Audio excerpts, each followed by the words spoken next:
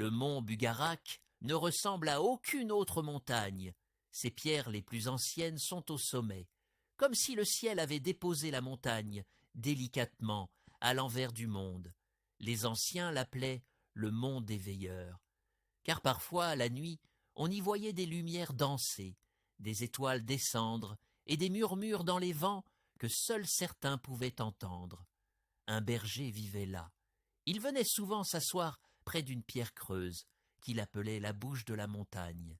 Il disait que parfois elle parlait. Un soir d'hiver, alors que le brouillard avalait les sentiers, il vit une silhouette s'approcher, vêtue de long, droit comme une flamme. L'homme parlait doucement. Il disait connaître les secrets des étoiles. Il disait que sous la montagne dormait un cœur de lumière. Le berger demanda « Qui es-tu » L'homme sourit. « Je suis celui qu'on oublie, jusqu'au jour où l'on se souvient. » Il posa sa main sur la pierre creuse. Un son s'éleva, très bas, très ancien, comme un chant oublié dans la roche. « Cette montagne n'est pas un sommet, dit-il, c'est une clé.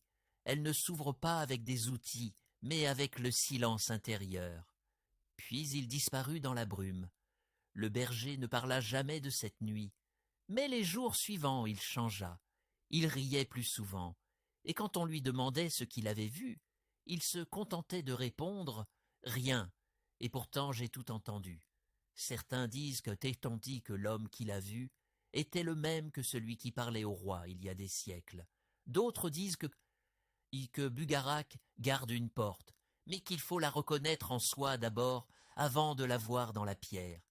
Et toi, si un jour tu t'assois au pied de cette montagne, écoute bien, il se pourrait que quelqu'un t'y attende.